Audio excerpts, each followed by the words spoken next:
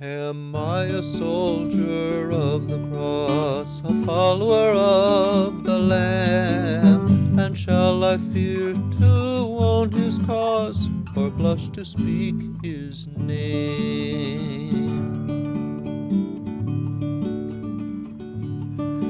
Shall I be carried to the skies on flowery beds of ease, whilst others fought to win the prize and sailed on bloody seas?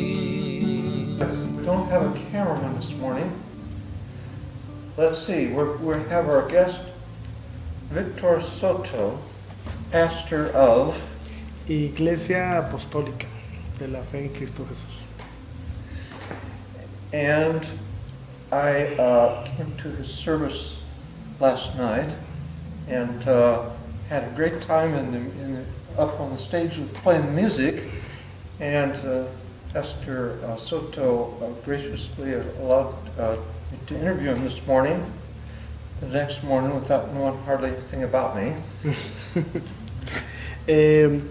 Tenemos un invitado, su nombre es Víctor Soto, y estuve muy contento en participar en el servicio ayer y tuvo el buen gesto de aceptar una invitación de entrevistarlo, a pesar de que me conoce muy poco. I guess one thing I can mention is that I've recently learned that there's about 3 million people here in the United States that are undocumented and they didn't do anything to put themselves there. They were brought here as babies or as children, and our laws do not say that the children have any legal responsibility, or the word is culpability, for being here. Recientemente aprendí que aproximadamente en nuestro país hay 3 millones de personas que están indocumentadas viviendo en los Estados Unidos. Muchos de ellos son niños que nacieron aquí o que fueron traídos de algún otro país como bebés, pero ellos no tienen ninguna responsabilidad legal por su estado migratorio en los Estados Unidos, debido a que los trajeron de pequeños. And many of them are not even citizens of any other country, and so we can't deport them, and they can't be citizens here. There's no place where they can be free. Y muchos de ellos no son ni ciudadanos de otro país. No podemos entonces nosotros deportarlos porque ellos no pueden tener ciudadanía aún en otro país, estando aquí con nosotros. And in other words, the crime is basically that they exist. Básicamente el crimen de ellos es que ellos existen. And I can relate to them a little bit, because I used to be a Democrat, but I can no longer be because I'm also a Christian, and the Democratic Party is very committed to things which the Bible says are abominations. Things like murdering your own babies, like being sodomites, a few other things. Me puedo yo relacionar, dice el señor David, con este tipo de casos, porque yo en algún momento fui demócrata, pero dejé de serlo por 2 razones muy importantes para mí. Una de ellas era que ellos creen en y alimentan la cuestión del matar niños, y yo estoy en contra de todo eso. But it is very difficult being a Republican, because the Republicans have a view of immigration which is 180 degrees from what the Bible requires. Pero ¿Puedes repetir eso? Can you repeat that? Can you repeat that? It's very difficult to be a Republican because there's a strong element of the Republican Party, which fortunately not all of them,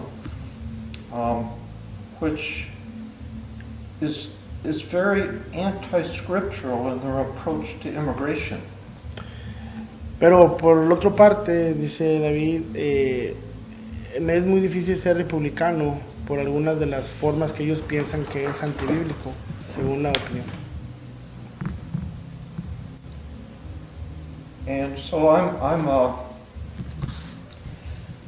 don't fit in very well with I can't fit in at all with the Democratic Party, and I don't fit in very comfortably with a lot of Republicans. A lot of Republicans look at my biblical views and I think, no, you're not a conservative at all. Y bueno, queda en la cuestión, dice David, que no quepo con los republicanos por mis creencias bíblicas y en otro lado tampoco con los demócratas. There are actually two criteria of what it means to be conservative in America today. One is that your views line up with America's founders. The other is that it lines up with biblical principles. By those standards, opposition to immigration reform is not conservative. Bueno, dice David, para ser considerado un conservador necesita uno tener o llenar dos criterios. El primero es que el punto de vista sea basado en lo que los fundadores de Estados Unidos creyeron, que compagine con ellos. Going to be against the beliefs of many people out there. Yo creo que nosotros como cristianos tenemos una base sólida en creer en la palabra de Dios, lo que la palabra de Dios dice. Y muchos de los puntos de vista que nosotros creemos por la palabra de Dios van a ser contradecidos por la sociedad. La sociedad siempre va a pensar diferente o va a ir en contra de lo que la palabra de Dios dice. I consider myself a believer of Christ. Yo me considero a mí mismo un creyente de Jesucristo. And my foundation, mi fundación, is the Word of God, es la palabra de Dios. I will always preach the Word of God. Yo siempre voy a predicar la palabra de Dios. And because that's my obligation to God and to society. Es mi obligación ante la sociedad y ante Dios, primeramente. So then,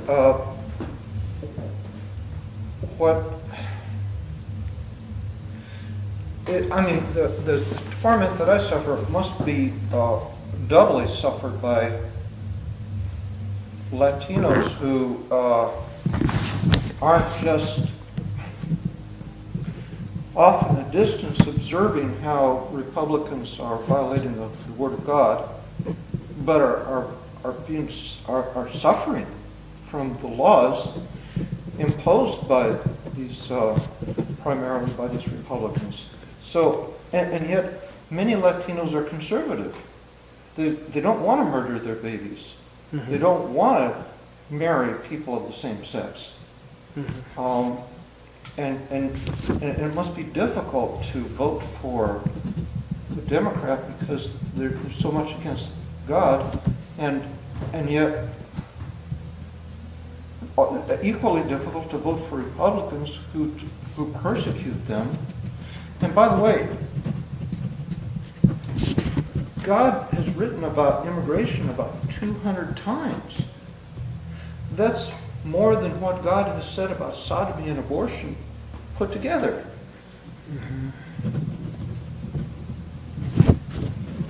Bueno, dice David, a ver si logro captar todo lo que dijo. Le es difícil a los latinos escoger un partido político en quien votar debido a las diferentes opiniones, tanto de los demócratas como los republicanos, en áreas como, por ejemplo, poner leyes de inmigración en contra de los inmigrantes y por otro lado permitir el aborto. Entonces para un latino conservador o un cristiano, a lo mejor ese tipo de argumentos les es difícil hacer un tipo de votación. Lo que dicen. You want me to respond? Well, one of my views, uno de mi punto de vista, is that what the world needs is God. Yo creo que lo que Dios necesita es, lo que el mundo necesita, lo que Estados Unidos necesita es Dios. This country's foundation, la fundación de este país, was based on believing in God, fue basado en creer en Dios. And somehow, en alguna forma, we are running away from God. The United States is running away from God. Estados Unidos está alejándose de Dios. Our politics, nuestra política, is going against what God says. Está yendo en contra de lo que Dios cree. And I believe, yo creo que what we need, lo que nosotros necesitamos, is to bring God into Congress, es traer a Dios al Congreso, is to bring people that have the foundation of the Bible. Yo creo que debemos de traer gente que tiene la fundación de la Biblia, to be there, estar ahí, to represent us, que nos representen. And meanwhile, until we get to that point where, even there are a lot of godly people in Congress. But when I show them some of the immigration scriptures, they look at it and say, let me just read a couple. Leviticus 19:33. And if a stranger sojourn with thee in your land, you shall not vex him. That's the King James. Now, it's interesting that people like Stephen Steinlight and Brandon House preach about this, and they say sojourn just means a temporary visitor. It doesn't mean an immigrant who comes to settle. Now, that logic indicates, well, if it's an immigrant who comes to settle, then it is okay to mistreat him. They don't address that in their Bible studies. But another thing about this word sojourn was used to describe Israel and the land of Egypt, which was 430 years. Now, if you want to call that temporary, then okay. Then we'll say we can't mistreat anyone who comes to stay here for less than 430 years. I'm fine with that. But the other problem is this word vex shows up. I did a Bible study, it's on my website. Thou shalt not vex a stranger. I can't remember the number of times, it's about 30 times it shows up in the Old Testament. And every time where the context is clear, it describes a forcible eviction. So the proper translation of this is, if an immigrant comes to live with you in your land, you shall not deport him. God says that directly. And if you think the Old Testament is not for us today, here's what Jesus says in Matthew 25. Depart from me, ye cursed, into the everlasting fire, prepared for the devil and his angels. For I was a stranger, and ye took me not in. So, what's the conclusion of that? We can't have numerical limitations. Oh, I'm supposed to have you translate all that. Bueno, lo que está hablando David es que él dice que conoce a personas que profesan ser cristianos dentro del Congreso, y cuando él les muestra versículos de la palabra de Dios, por ejemplo Levíticos 19:33, que dice: cuando el extranjero morare con vosotros en vuestra tierra, no le oprimiréis, como a un natural de vosotros tendréis al extranjero que morar entre vosotros y lo amarás como a ti mismo, porque extranjero fuisteis en la tierra de Egipto, yo Jehová vuestro Dios. Entonces, eso precisamente, al ver parte de la Biblia de lo que dice, muchos pues lo niegan o no lo admiten, como la palabra de Dios dice. Entonces, what did I end up saying?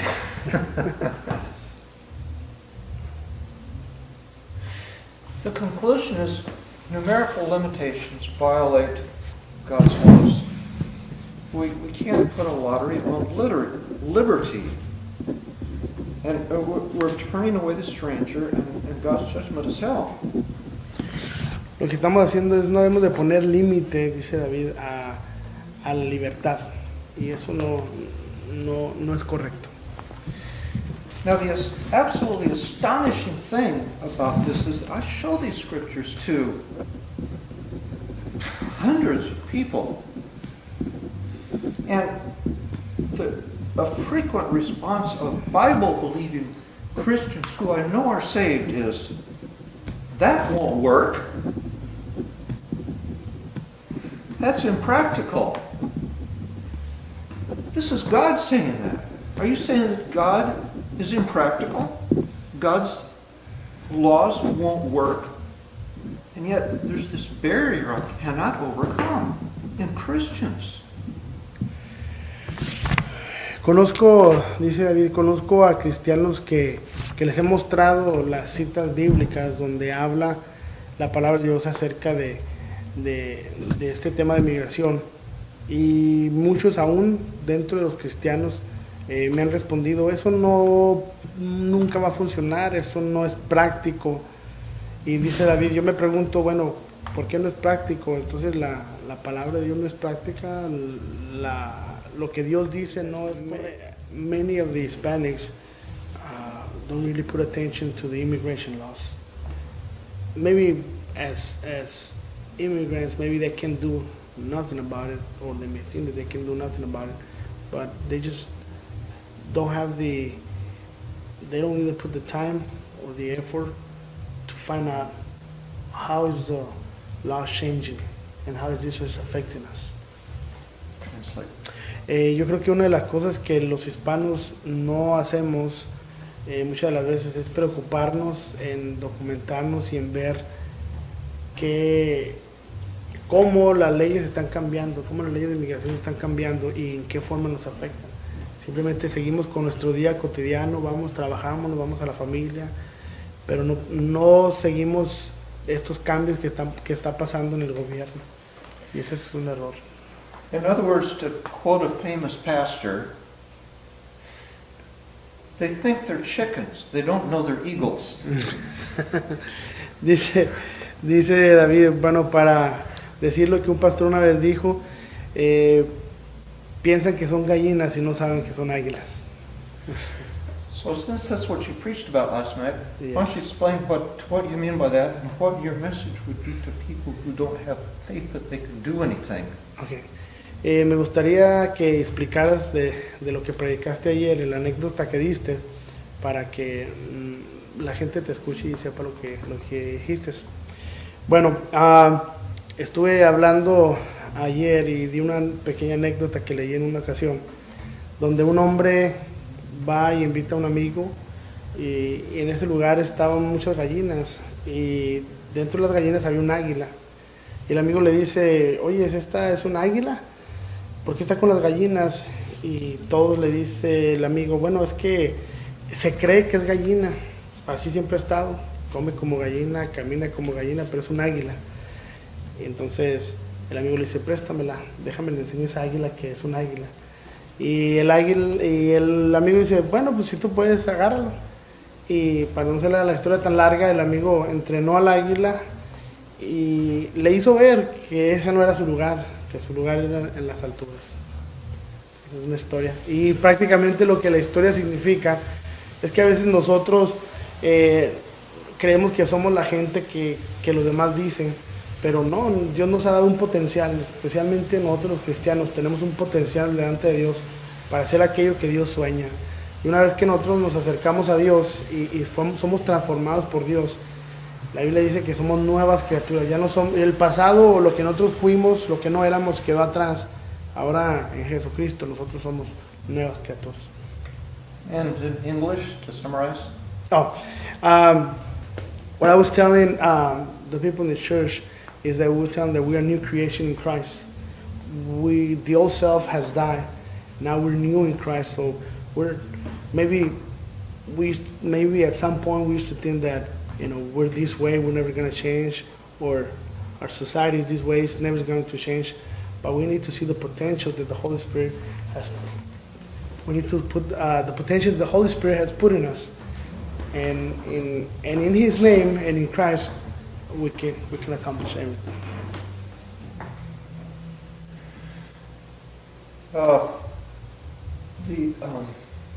what was I going to say? It doesn't seem to be enough to put Christians in office, especially when there's no immigration, and there's other issues too that I've heard a lot of pastors say, well, we don't need to actually talk about all these different sins like abortion and sodomy. We just get them to be a Christian and then they'll know what to do. Well, I don't. It's not my experience that Christians know what to do.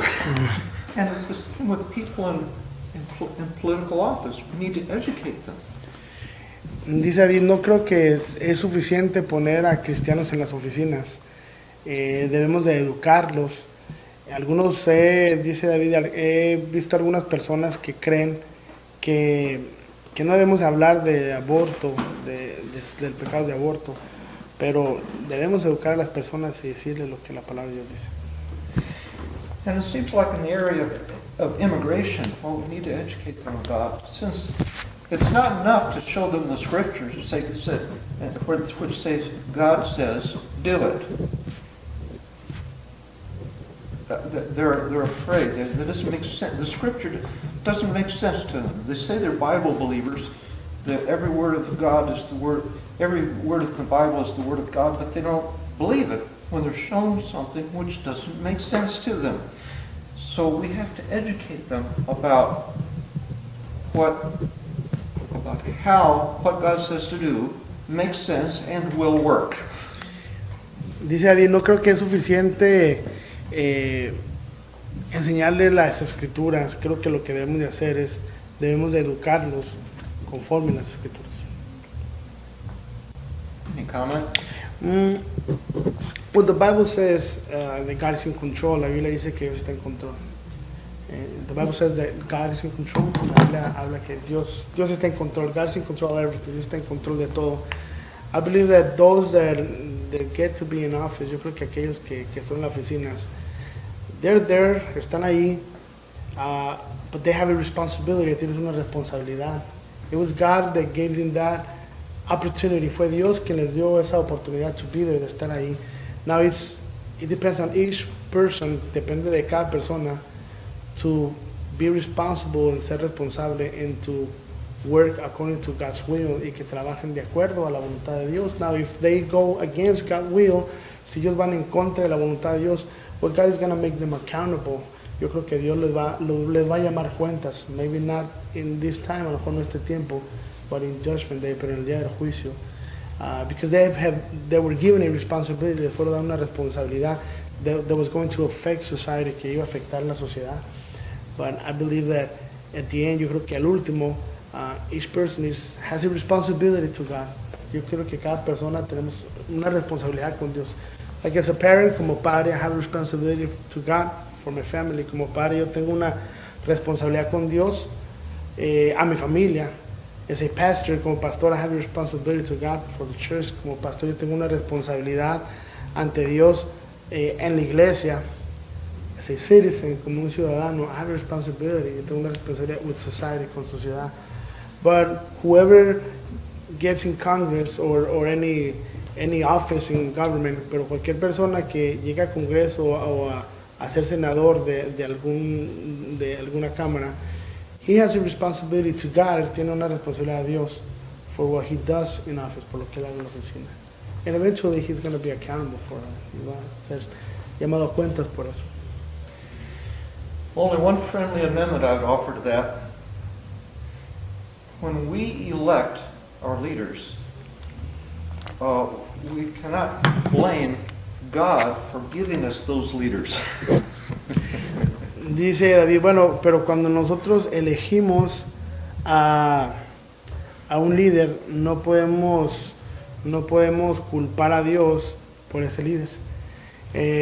Yes, I agree, sí, yo creo that people are the ones that elect officials. Yo creo que la gente son los que eligen oficiales.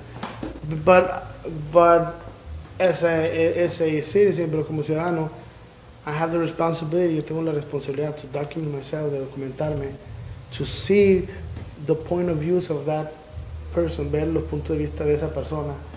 And if it goes against my beliefs as a Christian, pero si va en contra de las creencias cristianas, in my opinion, I shouldn't vote, no debería de votar, because I'm approving what he wants to do. Si no, si yo voto, yo estoy aprobando lo que él quiere hacer.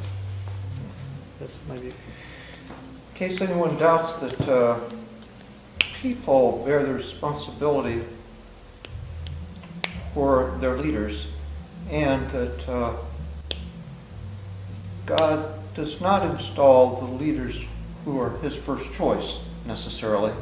1 Samuel 8 is the story of when the people of Israel had a democracy where they actually elected their own leaders according to Josephus.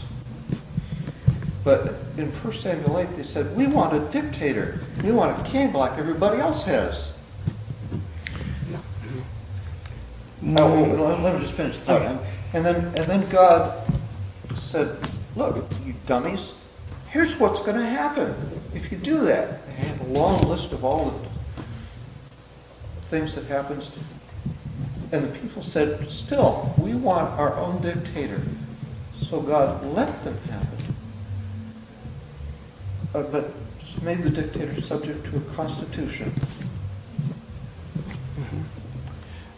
Bueno, dice David, habló sobre la historia en el libro de Samuel, donde el pueblo de Israel le pide a Dios que les diera un rey. Y Dios les advirtió y les dijo las razones por las cuales ellos no deberían de ser manejados de esa forma. Más sin embargo, el pueblo siguió pidiendo eso y Dios les concedió un rey. I think God treats nations the same way that parents treat children. We parents have an idea of what's best for our children. Our children aren't always okay with that. So we as parents try to be creative. We try to at least modify the desires of our children so that they will be the least destructive, so that we can give our children the most good which they will tolerate. Dice David, yo creo que Dios trata a las naciones como un padre trata a los hijos. Nosotros los padres queremos ayudar a nuestros hijos y darles lo mejor y minimizar cualquier cosas que a ellos les afecte. Entonces Dios de la misma manera trabaja así con nosotros.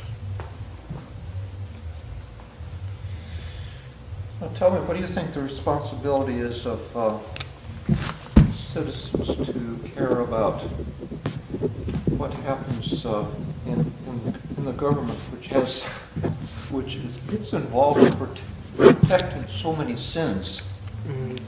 Bueno, dice David, dime cuál es la responsabilidad que tú crees que nosotros los ciudadanos tenemos para las personas que están en el gobierno, que en algunas ocasiones promueven pecados que la misma palabra de Dios desaprueba. Bueno, yo creo, I believe that the first responsibility of any Christian, yo creo que la primera responsabilidad de todo cristiano is to pray for the governors, es orar por los gobernantes. Because there's power in prayer, hay poder en la oración. We cannot say that that's the only thing that we should do. No podemos decir que eso es lo único que podamos hacer. But the first thing that we need to do, pero lo primero que vamos a hacer is to have a prayer, es tener oración. I don't know if you know the story of Colombia. No sé si usted conoce la historia de Colombia. In Colombia, all the churches united, todas las iglesias se unieron, and they will congregate in a place, se congregaban en un lugar, and they will have a prayer time, tenían oración, regardless of the denomination, sin importar la denominación. They all got together and they were praying, y ellos se ponían a orar. And it brought a lot of the things that were going on in that place in Colombia, y trajo abajo muchas de las cosas que están mal en Colombia through that prayer, a través de la oración. So I think that as a Christians, como cristianos, our prayer, nuestras oraciones can move the hand of God if it's in His will. Yo creo que las oraciones pueden mover la mano de Dios según sea su voluntad. But if we the churches are not praying for our government, pero si nosotros los cristianos no estamos orando por los gobernantes, then I think we cannot move them forward. Yo creo que no podemos movernos más unless we do the very first important thing that we as Christians need to do, a menos de que hagamos la primero que como cristianos es nuestro deber hacer. It's amazing. You just mentioned two miracles. One that God answered prayer, and the other that the churches across denominational lines prayed together. When did that happen? Tú acabaste de decir dos milagros que la iglesia ora y que las iglesias, independientemente de denominación, se juntan a orar. ¿Cuándo sucedió? Well, that happened in Colombia when the mafia was very bad in Colombia. Eso pasó en Colombia cuando la mafia estaba muy fuerte en Colombia. I thought it still was. Well, it still is, but it's not as much as it used to. Todavía está, pero no tan fuerte como se ha estado. And there's even videos about that. Aún así hay videos de eso, where the people got together to pray, donde la gente se juntó a orar. Where we can forget for a minute, nos podemos olvidar por un momento our differences, nuestras diferencias, but we have everything in common. Tenemos algo en común. We want our government to protect, to follow God's will. Queremos que el gobierno siga o haga la voluntad de Dios. Our first responsibility, I believe, creo que nuestra primera responsabilidad, creo yo, is to pray for them, es orar por ellos. When did that happen? ¿Cuándo pasó? When? Okay. When was that prayer, united prayer? Creo que when did it happen, I believe it was like in the 90s. Creo que pasó en los 90s. Did they stop praying? I don't know, no sé. I've heard the testimony, yo vi los testimonios, I researched it, lo investigué, and they even put video cameras and record the prayer sessions. Aún así grabaron los récords de lo que hacían ellos de oración.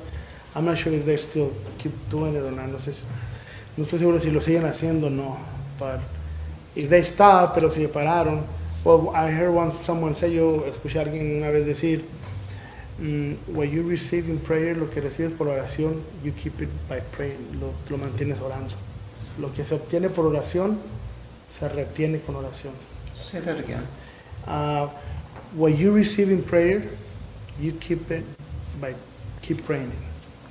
But in Spanish it says, lo que se obtiene por oración, se retiene con oración. Can't remember if it's James 2 or James 3 that talks about faith without works is dead. Mm-hmm. Do you think prayer without action is prayer?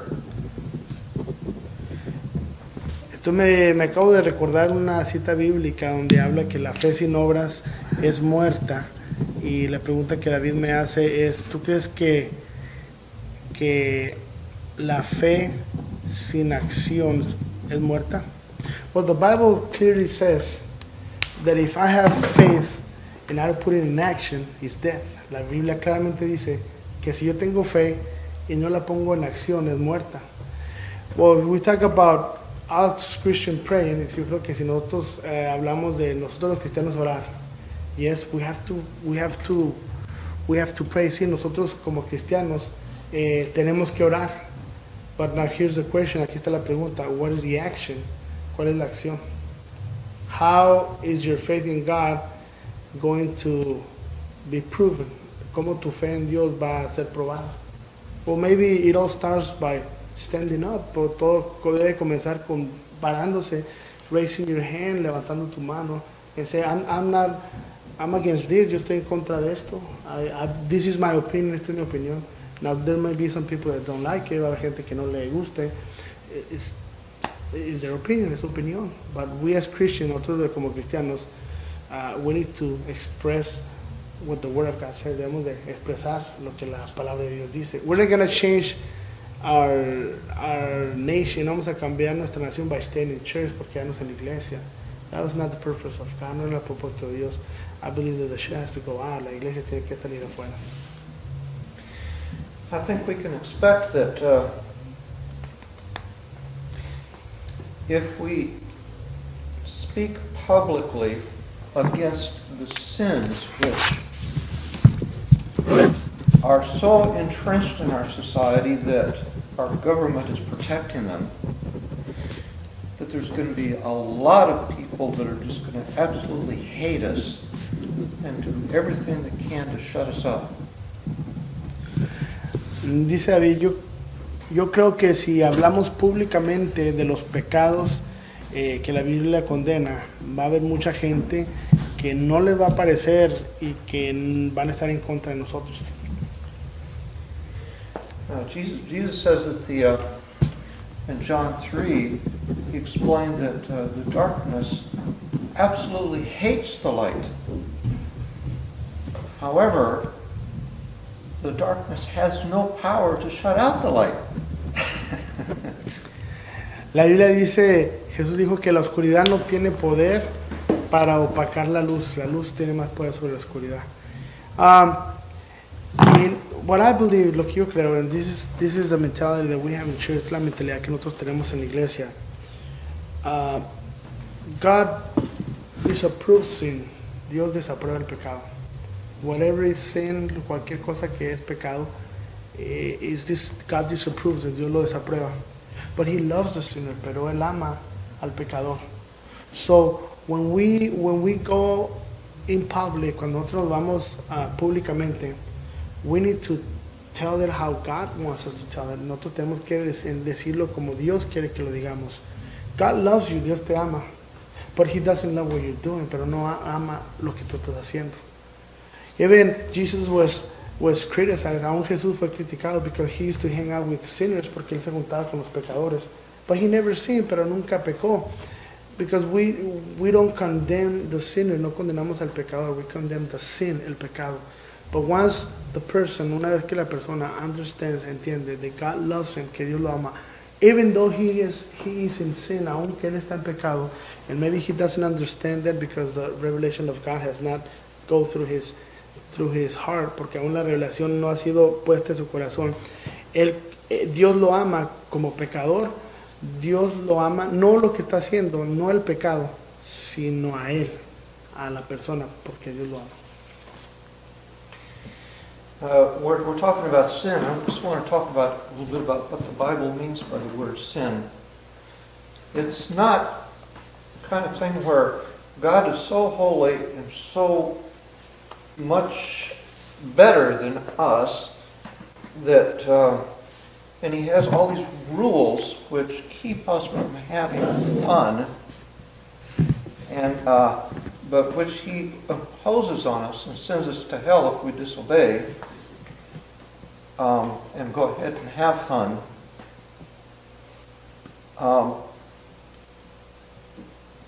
Because God is some Victorian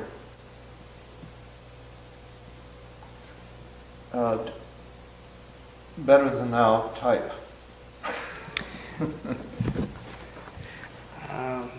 Sorry, I didn't kind of get the idea. Yeah. God is more like a parent. Parents have a vision for their children, which is not for the parent's benefit.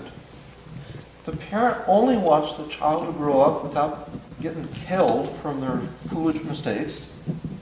They want them to be careful enough that they'll survive into adulthood, and they want them to pretty much do the things which they want to do, except they want them to be successful, healthy, and safe. Dios, como dice Dios como padre, quiere el beneficio de sus hijos. No es que no quiera que no hagan las cosas que ellos quieren, sino más bien quiere que sus hijos sean protegidos de las cosas que les pueden hacer daño. And in the same spirit, Job, I can't remember, it's 33 or 34, says that if you sin, you think you're hurting God. It's for your benefit that you don't sin. It's for your benefit that you are righteous. It's you that's going to be hurt if you sin. And the very word sin in the New Testament means, in the Greek, to miss the mark. Well, you can't miss a mark at which you're not aiming. So sin really means to fail to meet your own goals. Bueno, realmente lo que el pecado significa, dice David, es fallar tus propias metas, porque pecado en el Antiguo Testamento significa errar al blanco. So, what happened? Oh, just lost the video. Oh. Sorry about that.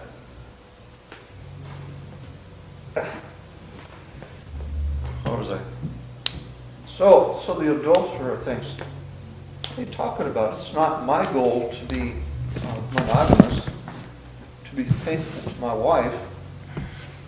I'm not missing my own goals. Well, you are in the sense that you may have, it may have been your intention to have what you call fun, but it wasn't your intention to get disease, to get children which you did not intend, which you now feel compelled to murder, and to find out that you're just a bitter old man because love passed you by because you didn't understand what love really is.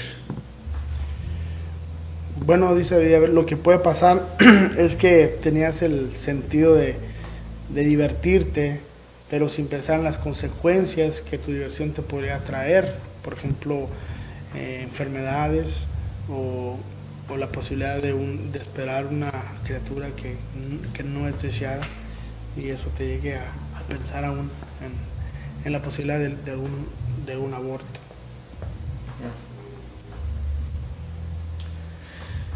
So what shall we do to get our nation? Is it important to get our nation on track? Why is it important? ¿Por qué es importante que nuestra nación? ¿Por qué es importante? La pregunta es ¿por qué es importante que nuestra nación vuelva otra vez al lugar donde debe estar? Well, yo creo that we can change our nation. Podemos cambiar nuestra nación, one person at a time, una persona al tiempo. I think that the churches, yo creo que las iglesias, we need to open our doors. Debemos abrir las puertas.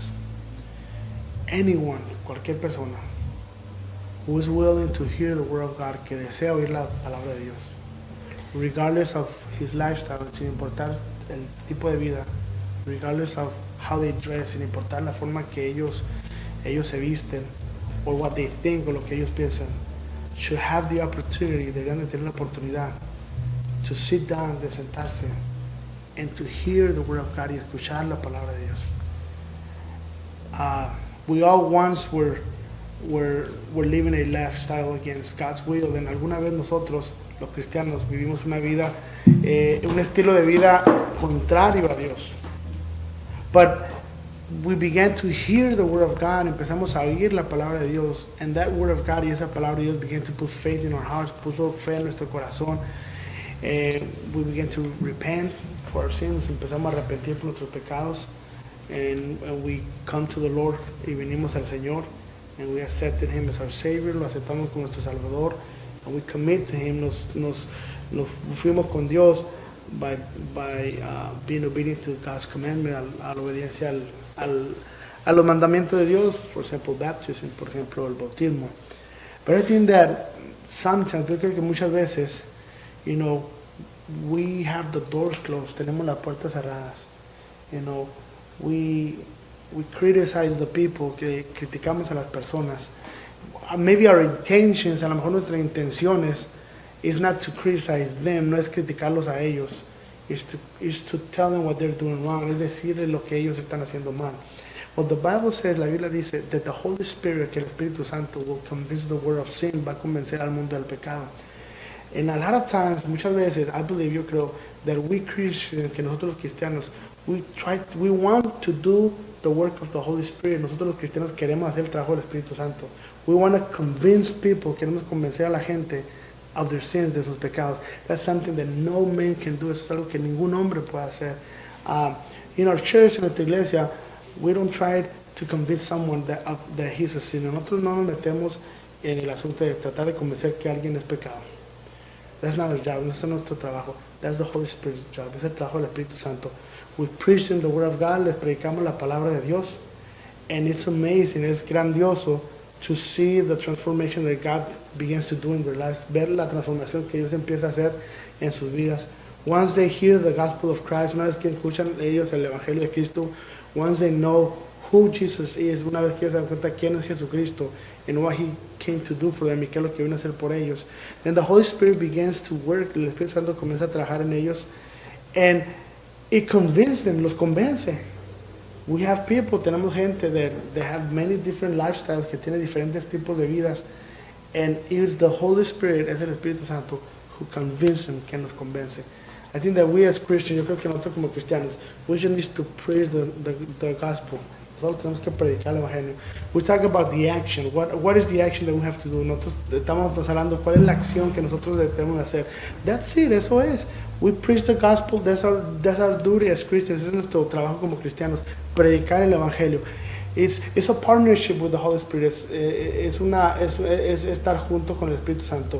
We the church preach. Nosotros la iglesia predicamos. We don't condemn, no condenamos. That's not our job. Nuestro trabajo. We cannot save them, no podemos salvarlos. That's not our job, nuestro trabajo. That's but the Holy Spirit, el Espíritu Santo, will convince them, lo convence. So if I preach the gospel of Jesus, y yo predico el evangelio de Jesucristo, and I let the Holy Spirit guide us, y dejo que el Espíritu Santo nos guíe, He's going to do what I can do. Él va a hacer lo que yo no puedo hacer. I've seen it many times. Yo lo he visto muchas veces.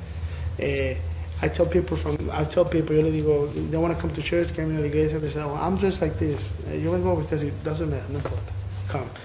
You just need to hear the word of God. Tú tienes que oír la palabra de Dios. That's all you need. Eso es lo que necesitas. And God, through His word, y Dios a través de su palabra, will do the transformation that you need. Va a ser la transformación que tú necesitas. It makes a lot of sense. The idea of not condemning people and convincing them that they're sinners to be condemned, but just raising God's standards by which they will see that they haven't met them. But if we draw too much attention to them, they might notice we don't meet them either. So it's the whole point of, it's just like we're musicians. We correct each other when we hear a mistake.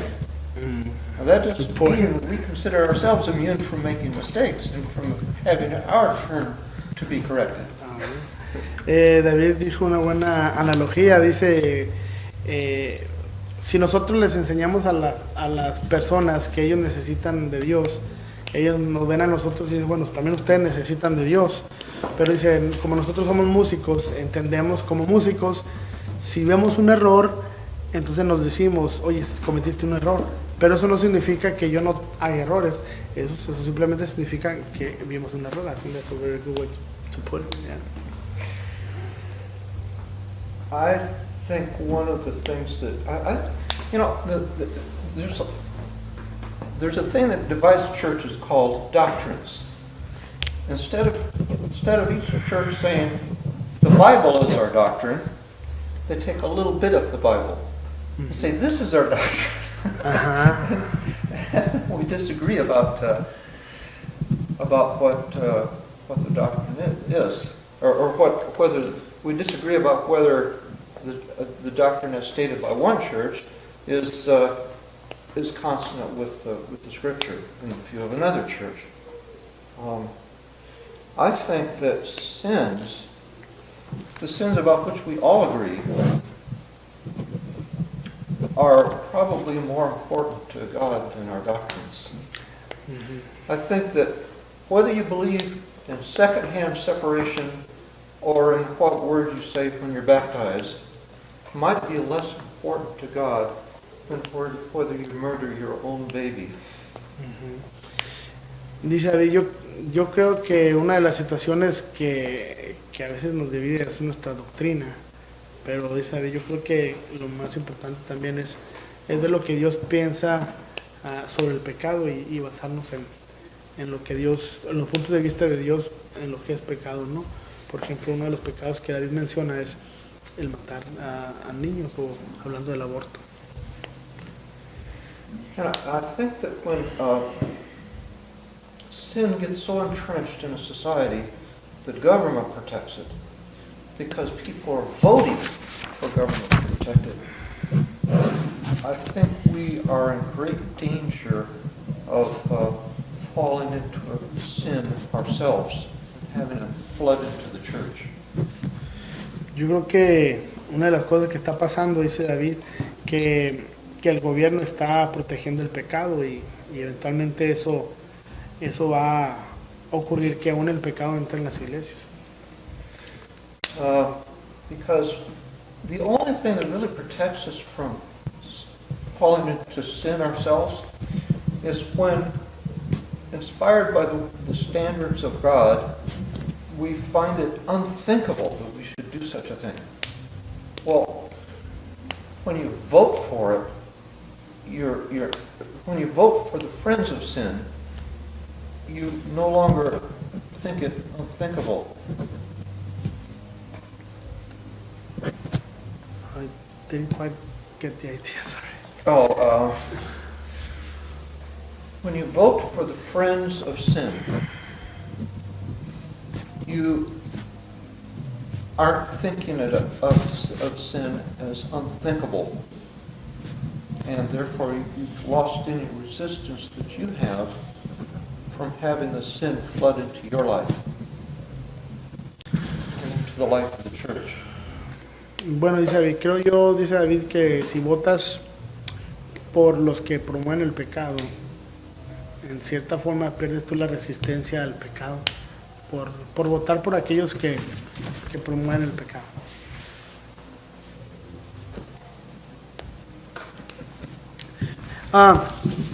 It's very interesting, muy interesante. When we speak about sin, cuando hablamos del pecado, we need to understand, debemos de entender that as Christians, nosotros como cristianos, our nature, the nature in our flesh, la naturaleza en nuestra carne, is to sin, es pecar. No Christian, ningún cristiano can ever say, puede decir that at some point in his life, que en algún momento de su tiempo, he has the intentions of sin, él tiene las intenciones de pecar. Because as long as we're in this flesh, like Paul says, aún mientras que estemos en este cuerpo de pecado, como Pablo dijo, we're gonna have a battle, vamos a tener una guerra, and it's gonna be our spirit, nuestro espíritu, and our flesh, y nuestra carne. It's a constant battle, es un combate constante. Si nosotros give to our spirit, damos a nuestro espíritu, the word of God, la palabra de Dios, fellowship with the Holy Spirit, comunión con el Espíritu Santo, our spirit is going to be stronger, nuestro espíritu va a estar más fuerte. So, entonces, the works of the flesh, lo que la carne quiere hacer, we can put it into death, lo podemos tener muerta, because our spirit is stronger, podemos tener fuerza. This is what I always say in church, siempre lo que yo digo en la iglesia, It's the Holy Spirit, es el Espíritu Santo. It comes to mind, viene a mi memoria, Romans 8:26, Romanos 8:26. It says that the Holy Spirit, dice que el Espíritu Santo help us, nos ayuda in our weakness, en nuestras debilidades. And the way that I see that, la forma que yo veo eso, each of us, cada uno de nosotros, have a weakness, tiene una debilidad. Like for somebody that has a lifestyle of different, por alguien que tiene un tipo de vida diferente, that's his weakness, eso es su debilidad. He can never change that, nunca puede cambiar eso unless he repents, a menos que se arrepienta. And that only comes from the Holy Ghost, y viene por el Espíritu Santo. Once he comes to Christ, una vez que viene a Cristo, if he let the Holy Spirit, si deja que el Espíritu Santo guide his life, llene su vida, be filled with the Holy Spirit, ser lleno del Espíritu Santo, the Holy Spirit, el Espíritu Santo, is going to help him, lo va a ayudar in his weakness, en su debilidad. So therefore, in that way, en esa forma, I know my weakness, yo sé mi debilidad. And I know how the Holy Spirit is helping me. Yo sé cómo el Espíritu Santo me está ayudando. Y that's the answer, esa es la respuesta. Christianity, la vida cristiana, is not about just going to church, no nomás de ir a la iglesia. It's fellowship with the Holy Spirit. Es comunión con el Espíritu Santo. Even demons, aún los demonios, go to church, van a la iglesia. You read that place, that time when Jesus is preaching in the synagogue, cuando Jesús está hablando en la sinagoga, and a demon comes forward to Jesus, un demonio viene a la iglesia. Even demons go to church, aún los demonios van a la iglesia. Es the fellowship with the Holy Spirit, es la comunión con el Espíritu Santo was going to keep you, was going to help you be obedient to God's word, lo que te va a ayudar a ser obediente a la palabra de Dios. If somebody can have 20 years of being a Christian, alguien puede tener 20 años de ser cristiano, but not really live a holy life in the presence of God, pero no vivir una vida en santidad con Dios, because he's missing the power, está faltando el poder. O God, our help in ages past, our hope for years to come, our shelter from the stormy blast, and our eternal home. 1,000 ages in thy sight are like an